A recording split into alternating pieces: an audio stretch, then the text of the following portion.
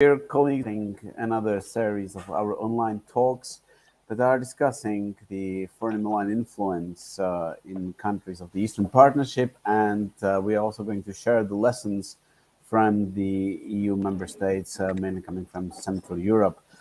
Today, we will discuss the hybrid strategies, the strategies, government strategies towards these hybrid threats. We will be discussing the cases of Georgia, Ukraine, Czech Republic, and Slovakia. And we will just look at these issues, how the individual governments have reacted to these hybrid threats and these campaigns. We will compare different approaches. We will focus on the efficiency of these particular suggested or implemented models. And we'll also discuss the positive and negative experience from all of these countries. And I'm very happy today to host here our colleagues still from three countries. We have here Matej Kandrik from Slovakia. Matej represents the Strategic Policy Institute, and Matej is a director of this institute. At the same time, he's also a researcher at the German Marshall Fund of the United States. Then we have here Mykola Balaban from Ukraine, who is working for recently established Public Center for the Strategic Communications and Information Security. Also, we are joined from Prague by Jan Marian from the Czech Ministry of Foreign Affairs and one of the veterans of this kind of ongoing fight against the hybrid operation, hybrid threats. And we should be soon joined also by Andro Godzilliza from Georgia, from the Cybersecurity Studies and Education Center, CISEN. Well, this is the lineup of our speakers. And last thing that I'm still supposed to do is to mention the names of the donors and institutions that made it able to have such a talk. And first of all, this talk is a kind of a joint venture between the Czech think tank European Values for Security Policy, as well as by a Ukrainian partner, Texty.ua. And our sponsors are, or donors are, the Black Sea Trust for Regional Cooperation Fund, that is managed by the German Marshall Fund. And also the financial donor is the European Union. So my name is David Stolik. I'm a senior analyst at the European Values Center for Security Policy, and I will be moderating this session. If you have questions to our speakers, feel free to ask them, to place them in the comments windows of your social media on which you are following us, and we will then do our best to answer these questions. And also don't feel ashamed to mention to whom these questions are supposed to. So with all due that I've said, let me now turn to our speakers. We wanted to start with Georgia, but Andrei is still not here because Georgia was kind of a first victim of these hybrid operations back in 2008 during the Russo-Georgian War. But we'll wait for Andro little bit because he's supposed to still get connected. But then I will give a floor to either Jan or Matej, the one of you who is the first ready. I know that Jan just joined us just a few seconds ago. So if Jan, if you are ready to share your views on the way how the Czech Republic or the EU, because you were back in 2014 when the Russian aggression against Ukraine started, you were in Brussels. So how do you see the government strategies against these foreign malign influences and threats? How far we have improved them? Have we scored some, let's say, victories, or are we still like lagging behind with our responses to those, let's say, assertive actions of the mainly Russian Federation? And how do you see all these like last 7 years when the EU and EU member states tried to tackle this issue at the government level? So I will pass the floor to you then. Thank you, David. I hope you can hear me. Yes, we do. Oh, perfect. Thank you for having me. I have to start with my apology for I will have to leave a bit earlier before 5 o'clock for another event on the same or similar topic, unfortunately. And I'm not speaking on behalf of the ministry. Anyway, I'd like to share some of my thoughts. And let's say for the start that due to Russian and Chinese behavior, we have learned a lot in the recent years, both on the national level and on the EU level. And this new hybrid strategy adopted by the government recently and the new action plan of this strategy are a clear sign that we take this seriously, and we will definitely need to have a whole of government approach coordinated ideally under the prime minister. And as you can see, the EU has learned as well, and we have this Stratcom task force of the EAS. So I would say for the start that the results have been mixed, and unfortunately, our friends from Ukraine have paid the highest price so far. So we need to draw some lessons from this and make ourselves more resilient, both on the national and EU level. Welcome, the Georgian colleague. And I can also assure you that this will be one of the priorities of the Czech presidency. And thank you once again, David, for having us. And this is for the start, I hope. And I'm ready to take more questions and comments. All right, thank you, Jan. I'm indeed happy to welcome here Andre, who is joining us from Georgia. I hope that you do hear us. Oh, he again disappeared. So, well, let's improvise a little bit, and let me ask you, Matej, to provide us with your, let's say, feedback and evaluation of the Slovak government's efforts to tackle all these kind of new threats and all these security risks that we are all facing during the couple of last years. So, please share with us your views on that. Thank you, David. It will be my pleasure. Also, it's a pleasure to be here with you as a guest, with such distinguished speakers as colleagues. Well, for Slovakia, we certainly can see a significant buildup in our approach in countering hybrid threats. If we take chronological perspective on how Slovakia was developing its approaches to hybrid threats, I mean, very first official mentions in the official documents, it was annual reports of Slovak intelligence service mentioned hybrid threats back in 2016, but in quite vague context, not very specified. After that, quite breakthrough document was countering hybrid threats concept from 2018, which is first and for now still the only document dedicated for countering hybrid threats. And what the concept bring to us in Slovakia was setting the basic framework, how we think about framing threat. It was defining the perception of hybrid threats and setting the basic institutional framework. Our dictionary of the crisis management terminology dictionary issued by the National Security Council is saying that it's certainly as a combination of coercive and subversive activities, both conventional and unconventional, military and non-military in a nature, used by actors trying to achieve their specific goals under the formal declaration of war. This is formal definition of hybrid threats as we use in Slovakia. I think it's pretty common and pretty aligned with the definitions we can find on NATO or EU level or at our neighboring countries. Another important milestone is this year, 2021, when all high-level national strategies from national security strategy, national defense strategy, and military strategy get updated, finally, after a long time being not reviewed.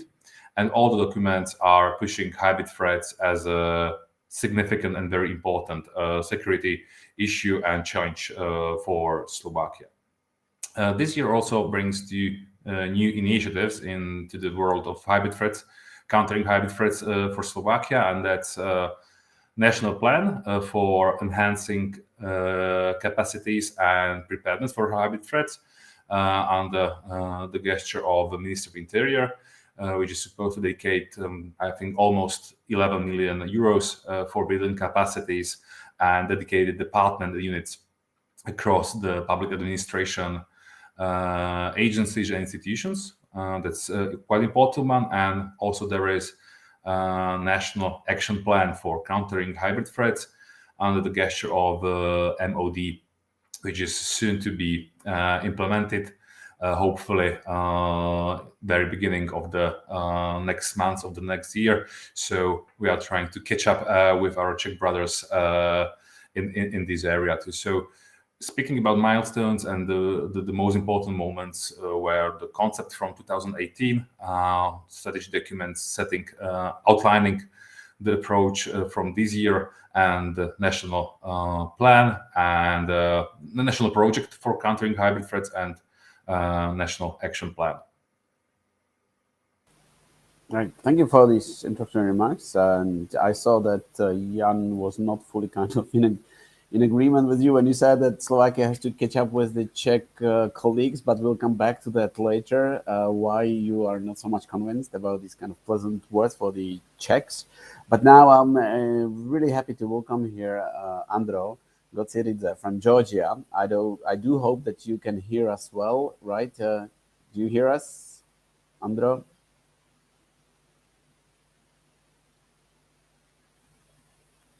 It seems that, yeah, now there's some sound coming. Andro, can you say something, or can you give us a sign that you can follow us? Yes. Oh, great, great. Yeah. So actually, I do hope that you do hear me. And I was already presenting you, and I said that Georgia was a kind of a first victim of a new Russian approach when it comes to, let's say, its foreign assertive, aggressive policies, because Georgia was the subject of the Russian aggression back in 2008. And since then, quite a lot of things have happened. But Georgia, as a first country, encountered these new, let's say, military threats and hybrid threats.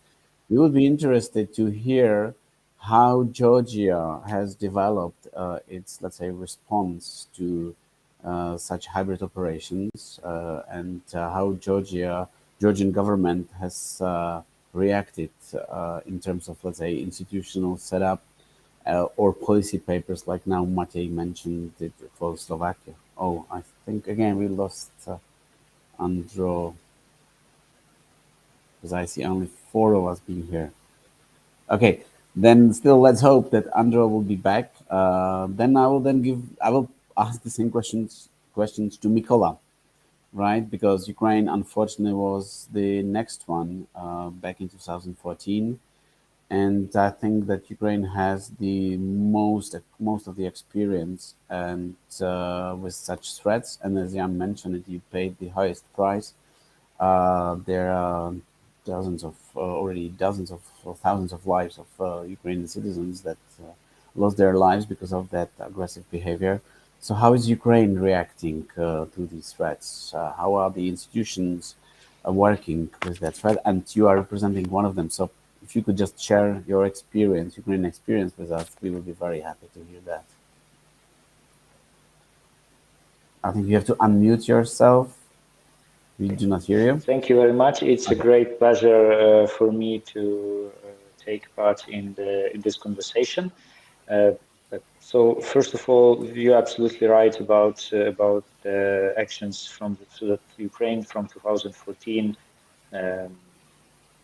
Is like deeply involved in both in this active war and also in informational warfare and what we call together now hybrid war. And Ukraine developed because Ukraine have very strong developed civil society. The largest burden in this information warfare from 2014 was at the civil society, and I think Ukrainian civil society showed one of the best, or I think the best results in countering disinformation and hybrid aggression from Russian Federation. Of course, the state institution, it was a slow process, and state institutions react much slower than civil society, but at the same time, I think in different state institutions there was developed like a couple these respond groups, like in MFA, in the military, in our Ministry of Defense, and they also like actively involved in their like domains field of working in this countering hybrid threats. Unfortunately, in Ukraine, the Ukrainian government does not develop like holistic system, but I think we are moving in that direction. Namely, this September, the Ukrainian president signed the concept of national resilience system, establishing of national resilience system. It's the concept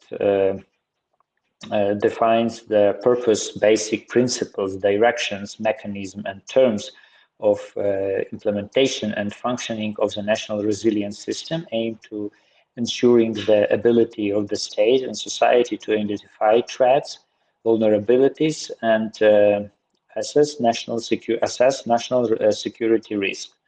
Their negative impacts, respond effectively and recover quickly and fully from emergencies of all kinds, including but not limited to hybrid threats. So it's like this base document now that we have to work with as a state in developing of this countering hybrid institutions. And the main tasks is development and adoption of legislative and other normative legal acts on issue of ensuring national resilience, analysis of available capabilities for resources and personnel and financial support for the functioning of the national sustainability system, national resilience system, identification of relevant needs and ways to meet them, identifying of governmental bodies responsible for coordinating the activities of national resilience actors, and on the state and regional and local levels, and establishment the effective coordination and interaction of the subject of this process. So basically, it's the document is quite big, and and it's like draw the lines, the guidelines for the next steps for Ukrainian government. Also, I think in that direction lay the establishment of like two governmental institutions. The first one is the Center for Countering Disinformation under the National Security Council of Ukraine, and establishing of our center, the Center for Strategic Communication and Information Security, under the Ministry of Culture and Informational Policy. Our center is aiming to build a sustainable governmental communication to counter disinformation and grow the resilience of Ukrainian society. Our main principles are continuous cooperation with civil society, freedom for political pressure, and responsibility and openness. As you know, that the disinformation as a part of hybrid warfare, as a part of hybrid threats, is impossible to fight to counter only by like some governmental institution or only by the civil society. So in order to successfully counter the disinformation campaigns and after that the hybrid campaigns, every country needs the very close cooperation, not only inside the government but also cooperation with civil society, journalists, yes, and analytical centers. So, and our center is aiming to do just that. So we we have like three main issues: is development of strategic communication, countering disinformation and building resilience towards it, and uniting efforts with the world. So also to communicate about the hybrid threats and disinformation about Ukraine to our international partners. So yeah, it's basically main keynotes about Ukrainian government efforts to fighting with hybrid threats. Thank you.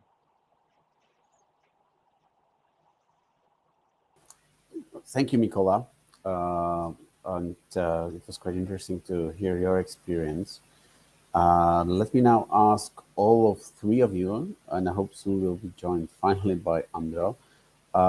In what aspects do you see your government successful or government strategy successful, and where you see the deficiencies of the government's responses to these hybrid threats, not only to Russian threat, but also to Chinese threats? So let me start with Jan, and maybe you can just continue with what you kind of disagreed with Maciej.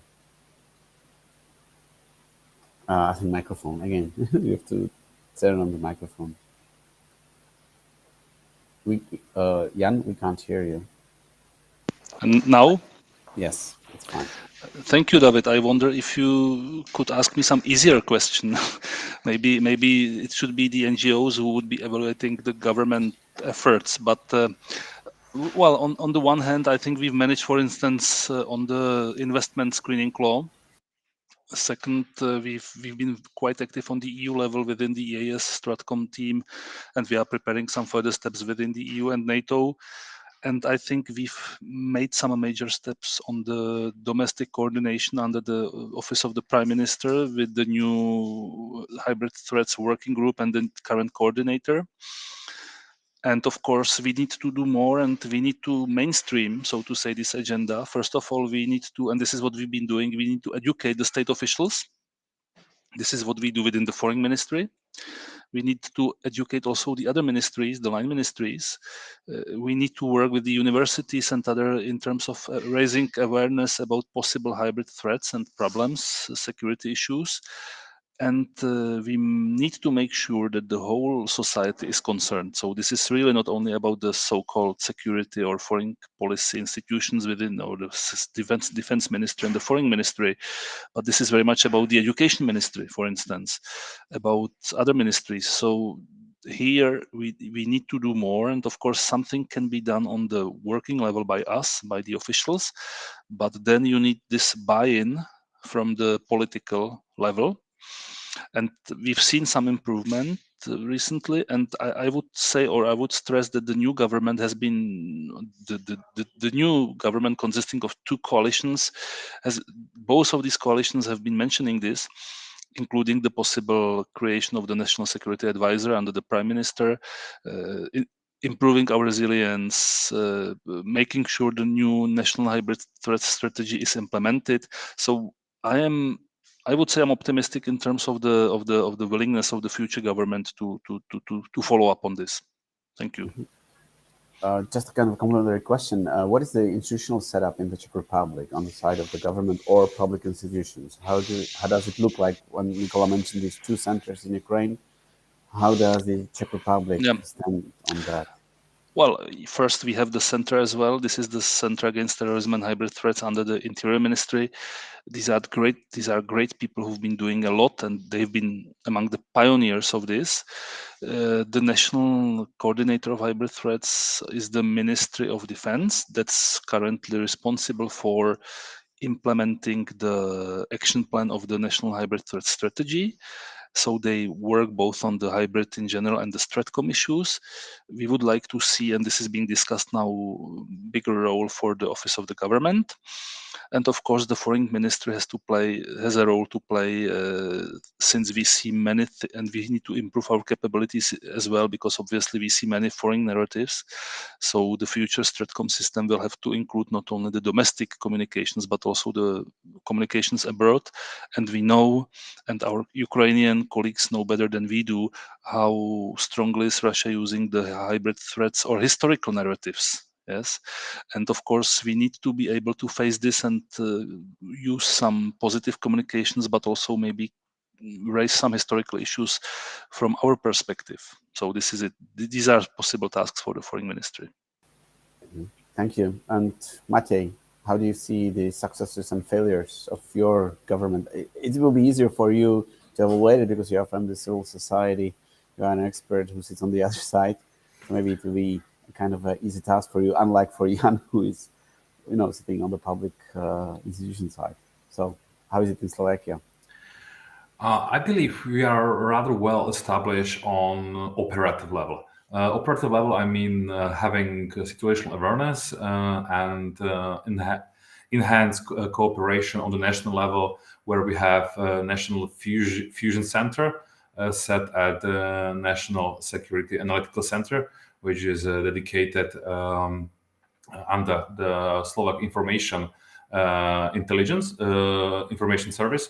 But it's not only under the intelligence service, but it's a cross-agency platform with contribution by military intelligence, Ministry of Foreign Affairs, Ministry of Defense, police, general staff, etc. So it's really a true fusion cell at the national level.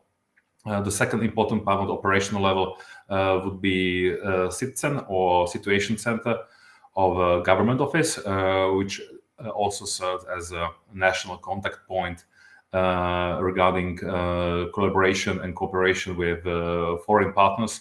For example, they're a contact point for a hybrid center in Helsinki or EU hybrid fusion cell meetings. So that's the role of SITCEN in Slovakia.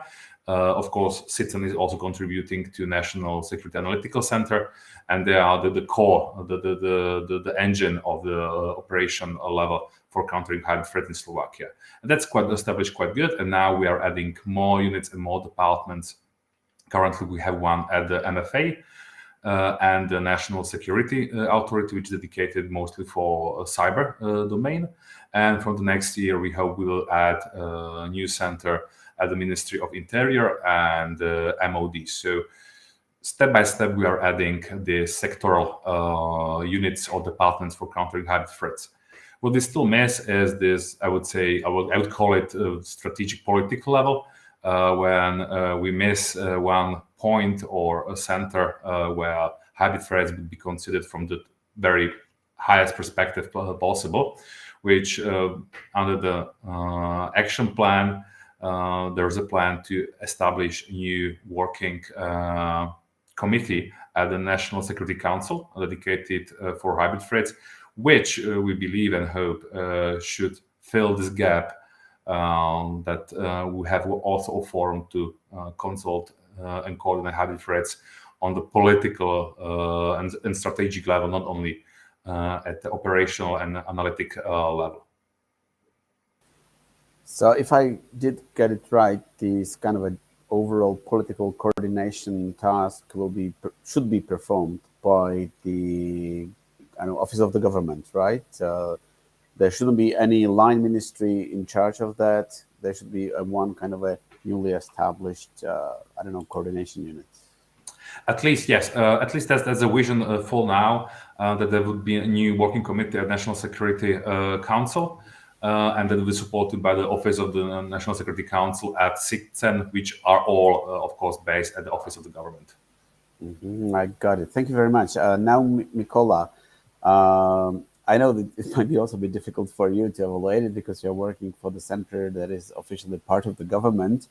But again, how would you evaluate the failures or success stories of the Ukrainian attempts to counter these hybrid threats starting from 2014? What were these up and downs that you can, share with us? All sorts of lessons learned, both negative and positive. Okay, thank you.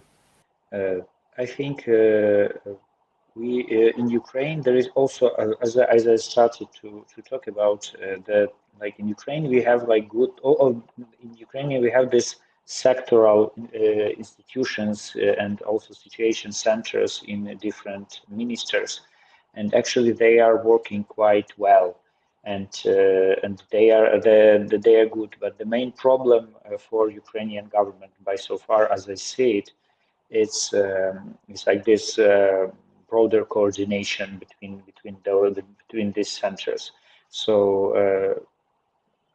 so yeah, it's basically the main now I think it's a main topic that we have to work with, especially considering the situation that we have now in Ukraine, around Ukraine on the borders, and it's very the problem that this issue is very visible, especially in like some this crisis situation when all the different parts, the different ministries, they working on fighting with hybrid threats.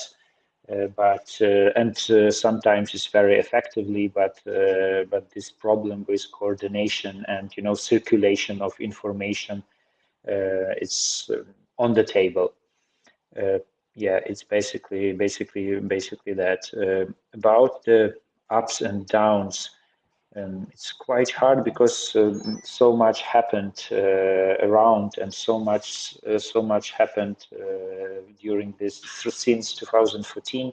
So it's very hard, to define all ups and downs. I think the when we're talking about last year, about this year, a very important issue from the side of the government was this campaign of closing the pro-Russian / Russian TV channels from Viktor Medvedchuk group, and yeah, those three channels was definitely the main spreader of disinformation and enforcers of like these hybrid narratives, hybrid operations, and these narratives that they produce was like very bad for Ukrainian state and Ukrainian society. So I think the apps, when we're talking about the apps, is like the potential of the government, that the government showed that actually it is possible, to fight with those groups inside Ukraine. It's one thing, and like when we're talking about downs and it's and hybrid operations, is these previous years that and that Ukrainian state institutions does not manage, to working with this TV channels, and allow the situation when in one basically in one hand was concentrated like these three rupors of propaganda. And I think I think the both like Ukrainian civil society and government is solid on this position. Like that. Thank you. And also, I have a kind of a bothering question when it comes to these two centers in Ukraine. How do you coordinate your work? How do you do the task division with the other center, which is under the National Security Council, right? That would be interesting to know, kind of a scope of the work of both centers. Thank you very much for your question. So the scope of work, our cooperation and coordination is looking actually the centers had the very similar like namings, and it's on the first look, it's look like very similar institutions that working with the same problems. But actually, the center under the Council of National Security is working very closely with state institutions related to this to the military, the security service, and other like institutions, and their main like objective and work is to monitor the informational field in Ukraine and about Ukraine, and indicate the disinformation cases and hybrid operation cases. So they indicate to us, and after that, because we at the center here at the center at our center, we don't have these possibilities, you know, to launch like good media monitoring. So they make the monitoring and send us some like important information that, for example, with like red code or something like that, or yellow code that need to be that we the center need to moving forward, you know, and to work with civil society, with other governmental institutions to prepare the informational campaigns, to assess the threat. So it's that our cooperation is looking by so far is looking like that. Thank you for clarifying. In the meantime, we received two questions, and let me read aloud these questions to you. The first one is for Jan Marian. Whether there are any, let's say, legal restrictions in the Czech Republic when it comes to the cooperation between different ministries, because there are such, let's say, limits or restrictions in Germany. So how is it in the Czech Republic? Are there any limitations on that? Thank you, David. Before I start, I'd like to stress, turning back to Mikola, that we are always ready. I mean, Czechia is always ready on the bilateral level to exchange experience and expertise with your institutions, and we did this already before. So this is just to reiterate this publicly. On the question, we have the law on the competencies of different ministries, of course, but here much can be done informally. Much is about coordinating and sharing open source information. So a lot can be done on the hybrid threats without changing the current law. Of course, on some specific issues such as the foreign investment screening, or when it comes to the intelligence community, it's different. But again, even now, under the current legislation, you can have a light but efficient informal structure, more or less informal structure, for instance, within the office of the government. So this is not the key point. On the other hand, when it comes to some issues, you can clearly see that it's almost impossible to set or name one ministry that would be in charge. There are issues like the European Democracy Action Plan or Digital Services Act or this Action Plan against disinformation. It's really not possible to have one ministry doing everything. So this is why you need some coordination mechanism, because these new agendas are really complex. So in this case, this whole of government approach is really not a phrase. It's really the thing we face.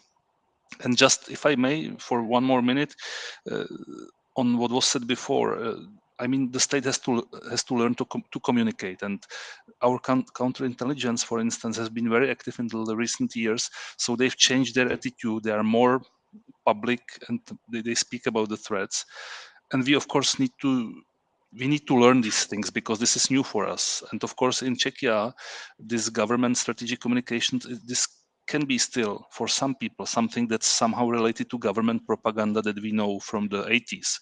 So in this context, of course, you need to build trust and in the society, and look at Finland, where the trust in institutions is high. We need things like this, because then people would be ready to accept strategic communication by the government. And of course, we are still not there yet. Thank you. There's a second question to Matej, and it is with regard to the latest Czech Country Intelligence Agency report, which is also mentioning Iran as one of those, let's say, countries that are using their foreign malign influence and try to influence the situation in the Czech Republic to some way. So the question is, what is your, let's say, experience in Slovakia? And is there anything that Slovakia is like doing with regard to Iranian, let's say, threat? Honestly, I don't think so. We have both military intelligence and Slovakian intelligence service annual reports coming out. It was just last week, I believe. And I read both reports, and I don't recall any mentions of Iran, especially in the context of hybrid threats. There were mentions of usual suspects, Russia and China, but nothing really about Iran. Iran was only mentioned in a broader context of instability in Persian Gulf and situation in Syria as a conflict areas, but not in context of hybrid threats. Mm-hmm. Thank you. I think that that's another issue that might be coming up, this Iranian influence, because I was recently in Georgia, and Georgia is already facing kind of a hostile, let's say, policy of Iran towards Georgia, and Iranians also started to use these hybrid threats after, I would say, Chinese, right? Because the first was Russia, and then we faced it with China. China used the opportunity to extend their hybrid operations thanks to the pandemic. And there I see, in this connection, I see there a question from Serhiy Hiritsenko from Ukraine, who is asking you, all the panelists, are there any recent cases when Chinese government-controlled news agencies try to place their government's narratives in the local media? So how is the Chinese presence, and how do the Chinese operations look like in your countries, especially in the Czech Republic, and I think also in Slovakia? So I'm quite familiar with the Czech case, and there are similar attempts, or there have been similar attempts. So I will give first floor to Jan, and then Matěj, and then Nicola.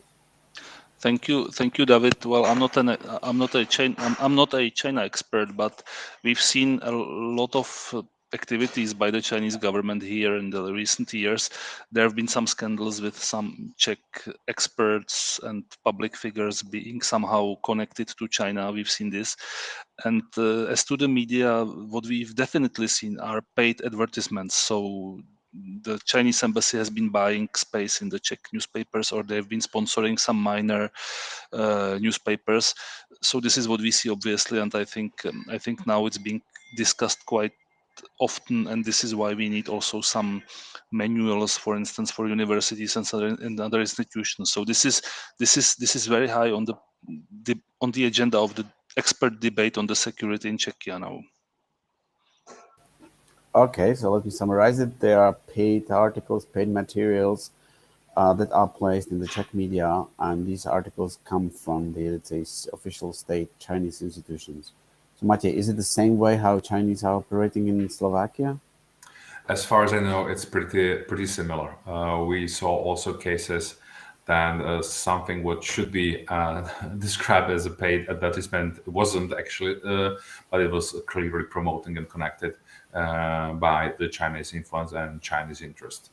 So I would say the methods are pretty much similar. And last on that question, Nicola, is your center also dealing with Chinese threats? Are you monitoring the way how the Chinese actors operate in Ukraine? I think maybe because all our radars now, and I think that since 2014 are mainly working with Russian disinformation and hybrid threats. So and especially when we're talking about the scale the scale that we fighting with in the scale of operations, and such a huge amount of different disinformation narratives from Russia, and this when we're talking about China, it's almost invisible in when we compare to Russian operations. So by so far we are trying, we are looking, and we try to monitoring it, but by so far we don't see this type of activities. Of course, maybe some paying news or something like that is around Ukraine. But when we talk about like it's a big agenda or some like threat, no, we don't see that. Mhm.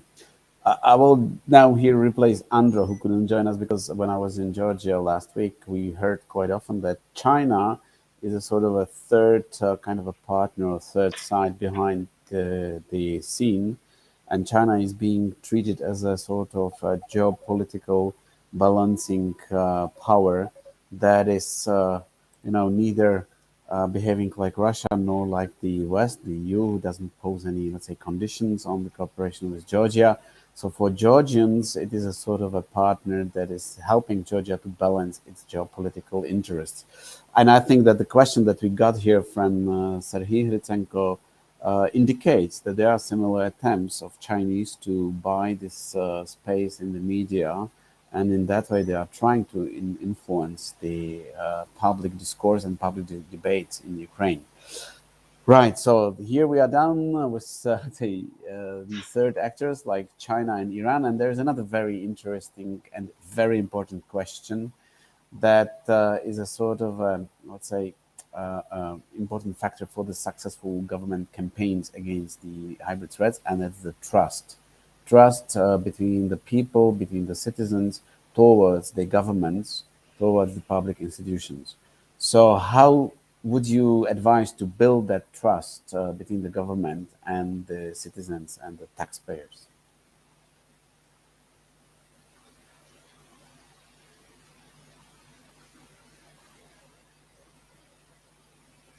So, Matej, let me call you off. And how would you then suggest to improve the trust or increase the trust of citizens towards the government when it comes to these campaigns? Well, first of all, I believe it's a question of good governance, transparent, accountant, and long-term vision-based good governance.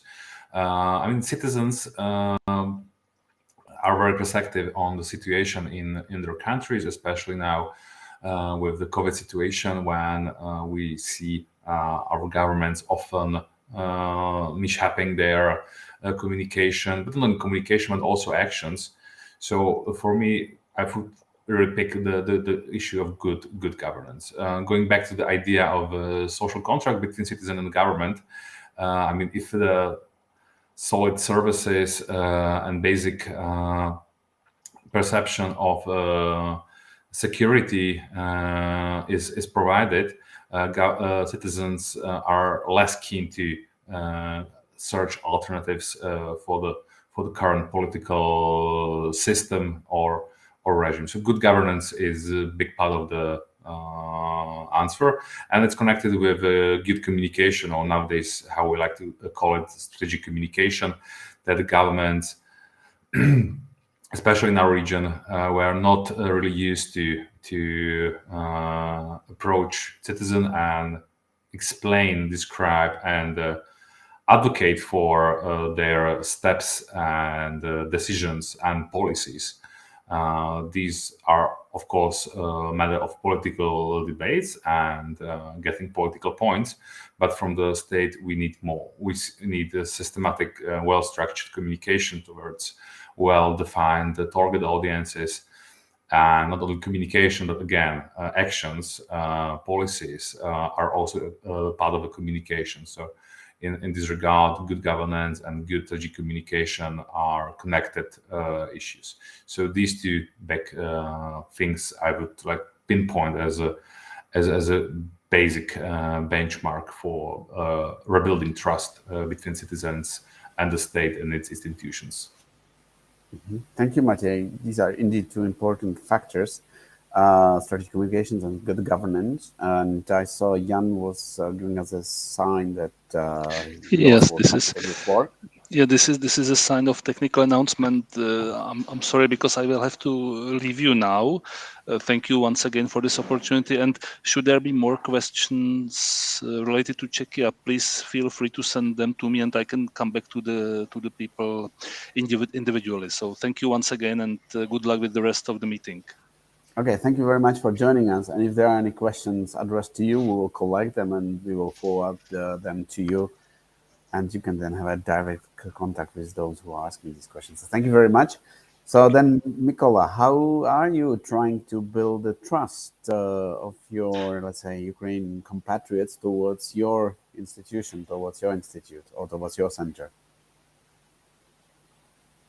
To the center or generally to I would say the concrete to government? your center, Because and then maybe in general, how would you advise to increase that trust of people?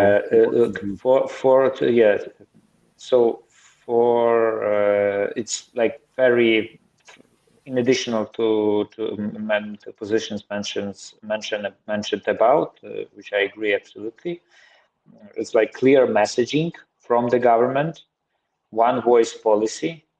This one voice is very important, especially in case of Ukraine, and especially when we're talking about hybrid threats and like building trust when this hybrid threat is very active, and a holistic approach to communication, especially in communications of crisis situations. So these three issues. Yeah, how it like as I already told you about the center, how we like our philosophy.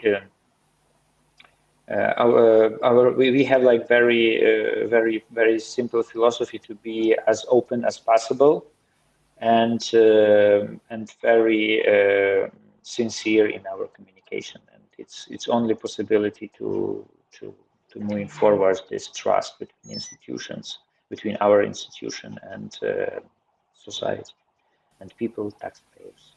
Mm-hmm. I think that also one of the means of establishing this trust is to be open to any cooperation with any, let's say, civic groups, NGOs, media that could beef up on your work, right? And I know that your center is working quite closely with these initiatives. Maybe could you provide us with some examples how you cooperate with civil society organizations? And here I would first like ask to Mikola to share his experience, and then I will also ask the same question you, Maciej. So Mikola first. Thank you. A very important like mission of the center is to become a bridge between the civil society that have expertise and government.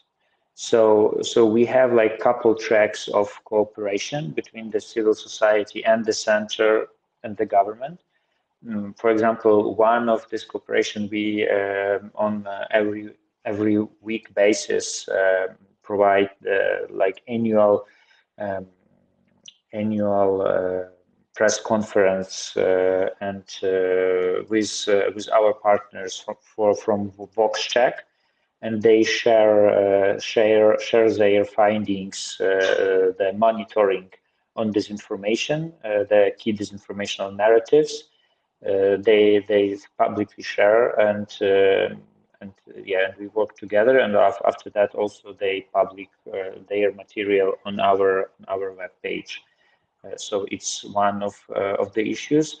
Another, we have a lot of different small projects between the NGOs in the NGO that fighting countering disinformation, and our center is on the trainings about the trainings for civil servants and about the preparing of some analytical materials about the disinformation and hybrid threats. Mm-hmm. Thank you. And how does this cooperation between civil society experts, media, and the government look like in Slovakia? Well, from Slovakia experience and perspective, I can say civil society actors, speaking about individual analysts, activists, or think tanks, this environment was really the torchbearer regarding hybrid threats back in 2013-14. when it was this sector who brings the topic into the forefront of the public debates and to broader attention. In this regard, I think the role of the civil society was really extremely important.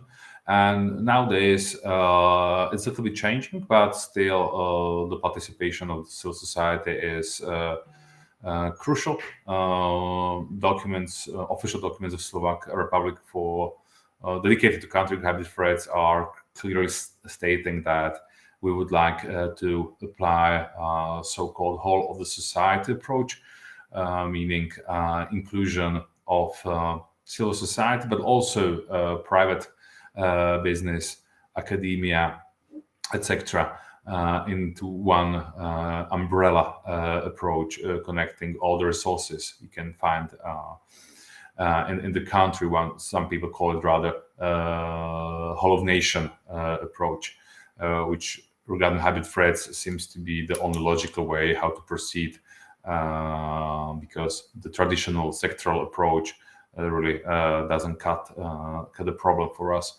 So even now, I can say from perspective of my organization, Stratpol, or colleagues from Globsec or other think tanks active here in Slovakia, we are partners. We have a place at the table for discussions with representatives of the state administration at the ministries, and these are good and important discussions we are having. And for now, I'm happy to say that the role of the civil society is understood, and it's valuable in the eyes of our partners from the state administration side, which is a big difference in regarding if I compare previous government approach and how it's changed since the elections last year. And don't you face a sort of a brain drain of experts from the civil society who are then joining these government public institutions? Yes, you are absolutely right. Unfortunately and fortunately, because I know that there are really smart, dedicated experts in their fields filling the position in state administration, which is great news for the country. Unfortunately, yes, great colleagues are leaving us and joining the state administration for various reasons, as there are new and new positions being opened and new capacities being built at the state administration, and simply you don't have these experts. You can't go on the street and pick people for these positions. So as the pool is small, as Slovakia is a small country, of course there is a competition for talents and brains between non-governmental and civil society sector and the state administration. But I think that's a good and healthy thing. I think this is also one of the means how you can increase the trust towards these public bodies if they are staffed with the well-recognized, respected experts who have the track record, let's say, from the academia or from think tanks community. The same question goes to Mikola. How is it with your center? I know some of your colleagues, right? And they are also not, let's say, naturally born state bureaucrats, right? Do you face the same problem that these institutions, these two centers are staffed, let's say, with the people who are coming from the non-state sector? How is it like in Ukraine? I think in Ukraine we have like the similar situation, but by so far in our center, we are trying, in the Center for Strategic Communication and Information Security, we're trying to engage people as like without less bureaucratic experience. And for us, because for us it's very important, you know, the initiative and vision. So we are trying to engage the people from the civil society and from expert circles that have like the new approach, new vision to governmental communications. All right. I don't see there any more questions, so I will just allow myself to ask the very last question.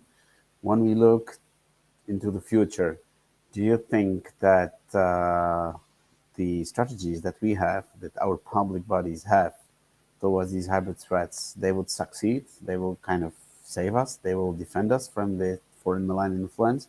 So what is your, let's say, general take on that? Maciej first, and then Nicola. Yeah, let me take the first take. Well, in Slovakia, we have this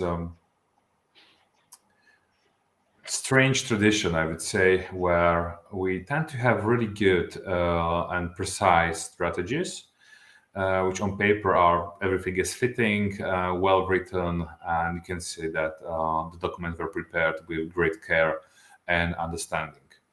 And then you observe the implementation of such strategies, and suddenly you are on completely a different planet. And sometimes you even doubt if there are any strategies, or if the specific policymakers and mostly political representatives ever heard about those strategies, because certainly their steps, actions, and words are not aligned with those strategies. So the biggest challenge is, of course, to bridge this gap between good strategies and rather poor implementation. And from my perspective, I know there are really great dedicated experts in the administration, civil servants on the working level, but where the really important things are happening is the political level. And if political representatives, politicians, prefer to use important topics related to national security for getting points with their voters and to pick fights with their political opponents, then I'm afraid no strategy ever would stop them to use or do policies and speak in a matter about topics in the sense that it's not really aligned with the strategies. So I'm staying doubtful, unfortunately. Nicola, are you also doubtful, or are you, let's say, more pessimistic, optimistic than Maciej? I think that in Ukraine we have very similar situation as Matej just made. Maybe it's common for all post-Soviet society and post-Soviet states that this gap between the strategy and implementation. In Ukraine we also have like additional problem that the new political the new political leadership has like new vision, another vision, like another strategy, and the problem when like this strategy is prepared, drafted, finalized, and it could be also like very good strategies, but we have like these two issues: not only the gap between the strategy and implementation, but also the gap, this problem of switching of like the new leadership does not see the strategy that was prepared before as guidelines for their for the development of some like track, for example, in hybrid threats. But I'm positive that's why I like, you know, this concept of small steps and building of like this circles of trust between the institutional, not like only in the personal like level, but also like some institutional level. And I'm rather neutral towards the strategies, but I'm positive toward the general moving forward of capabilities fighting hybrid threats by Ukrainian society as a whole, and also by Ukrainian government and governmental institutions. because it's very visible, like, from day to day, even from my communications and talks with other colleagues from different state institutions, that they see the problem, they also eager to work to fight it, to resolve this problem. So it's like, So thank you for being with us. Thank you for sharing your views and ideas. I think that this talk was very informative, and indeed, this is all about making small steps every day. Everybody, all of us, can contribute to increasing our, let's say, resilience toward these hybrid threats every day and everywhere. So I would like to wish all of us a good luck and that we succeed at the end. I'm also very grateful to our partners from Texty.ua who helped us to organize this talk, which is just one of the series of similar talks. And all of these online talks can be found on our social media. And let me also thank you, our, let's say, partners and donors, who are the Black Sea Trust for Regional Cooperation and the European Union. So thank you both, Matej and Mikola, and also thank you in absentio to Jan for being with us, and hope to meet you, talk to you soon, maybe in person. Okay, all the best to all of you. Bye-bye. all the best. Thank Bye. you. Thank you. Have a nice evening.